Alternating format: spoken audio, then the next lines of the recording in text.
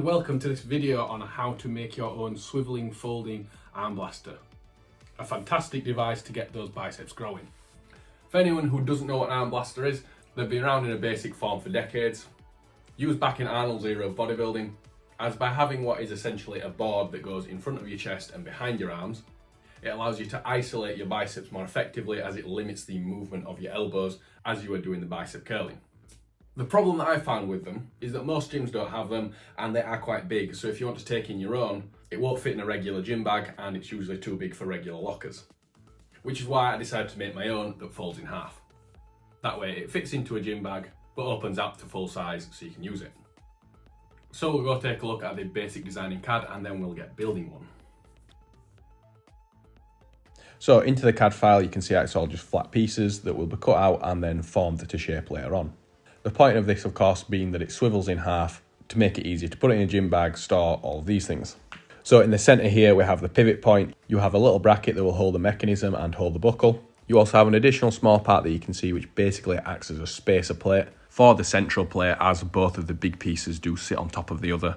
So it's required to get the height and level correct. The main two pieces of the design are shaped to be as comfortable as possible. So you've got the ends that rest on the triceps better, while the design goes down slightly to go underneath your arms easier, while you have the two dips close to the middle to form around the shape of your chest better.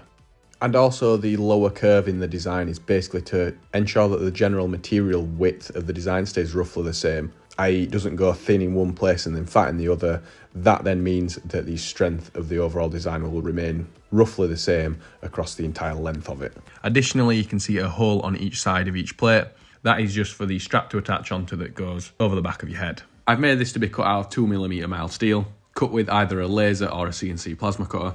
You could try other materials if you like, but 2mm steel does allow it to have a good amount of strength while being able to actually hand form it to shape, which just reduces the amount of tooling that you need. And then there's just the templates for the foam, of which there is 3 pieces for the sides to go onto the arms, and then one centre piece mainly just to cover the bolt heads and the pivot point. These can be cut or made out of anything, even just 3D printed, as they are literally just a template to draw around onto the foam. With that being said, we'll get the pieces cut out of steel and then get ready to form them into shape.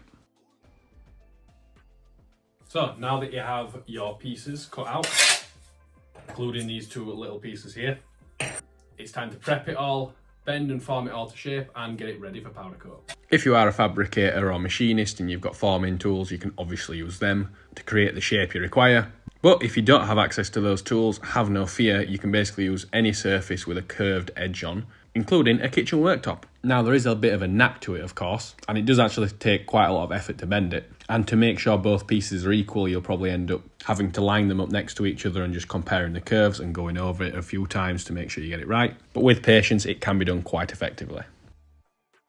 We'll now go on to the rest of the parts and the assembly. You'll also need one M8 sleeve nut, like so.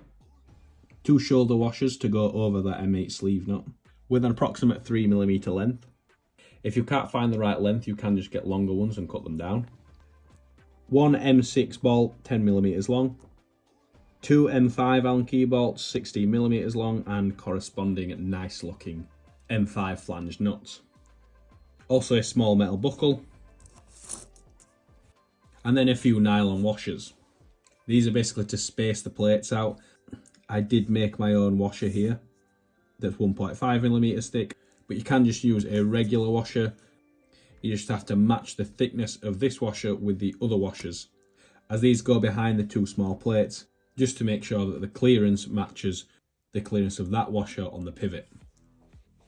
So you take this piece first, put a shoulder washer on the sleeve nut,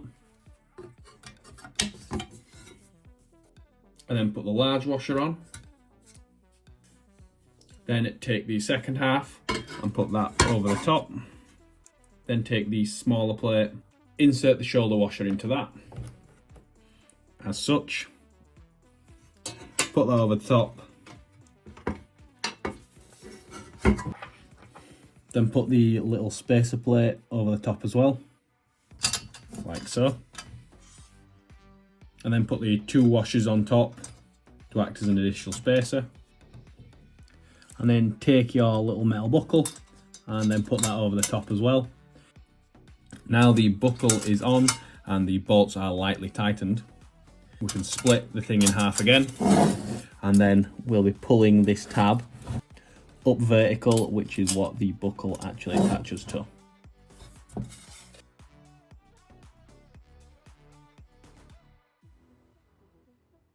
Now you can see it's a bit loose, and you will have to basically adjust that tab backwards and forwards until it's a nice tight snug fit. The one thing you need to do now in this setup is just open the latch again and then fold it in half, which is basically make sure it folds in half and easily without catching, which as you can see here, it does catch. It's not quite as equal as it needs to be. The bends aren't perhaps as smooth. So that is the point where you just need to straighten it back out again, like so, and then go back to the original method of bending the steel and just reshape the steel until it's equal where it needs to be on both sides, and just so it rotates in half without catching the metal. Once that's done, you can then take it all back apart. Make sure to take off any burrs on the edge of the steel. Then it's time to send this off to powder coating.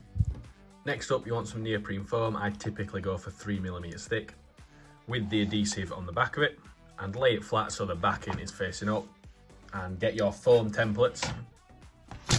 Lay them onto the foam, and there's two ways you can do this. You can either use a sharp knife like a Stanley knife with a new blade, or a scalpel knife and just literally just cut round it. It works quite well.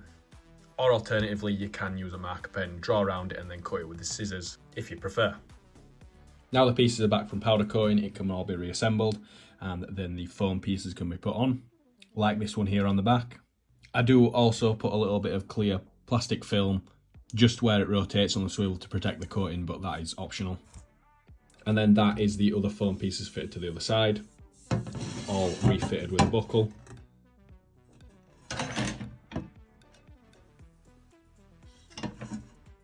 So folded up, it does end up being around 420mm, and extended it is about 720. And then the last step is to take a bag strap of your choosing. This just being a cheap one off Amazon, it does just need to have decent hooks on the ends as these go through those holes, just like that. And there you have it, your own swivel folding arm blaster. The design of which is on Patreon, which might seem like I'm kind of jumping the gun a little bit because I don't have that many subscribers. But the main thing slowing down the Exo-Suit Power Armor project is just having the time and the money to buy the materials and build the next suit. I'm pretty much 95% done on the design and development part now. There's still a little bit of electronic development that I need to do, but in general the lagging factor is that carbon fibre is expensive. Something I will note for the arm blaster is if you do want to sell them after you've made them, that's all fine with me. I'd of course appreciate you still being subscribed to the Patreon, but that's up to you. The only thing I will say is I sold maybe half a dozen of them, something like that. But because I don't have, say, my own CNC plasma cutter or powder coating setup, I was just struggling to make them for a price point that would be attractive.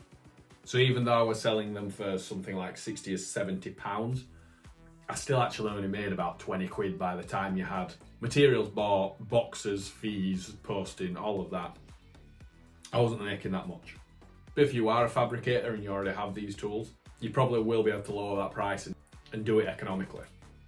And if you're intrigued, I've got loads of other designs on Patreon on varying tiers, and I will be trying to put more and more on as time goes on, including the different versions of robotic actuators that I am currently making. But anyway, please feel free to like and subscribe, maybe even sharing the channel to help the channel grow. I want to do a lot on here as time goes on, including at some point making my own bipedal Tesla style robot, but probably in the shape of a Necron.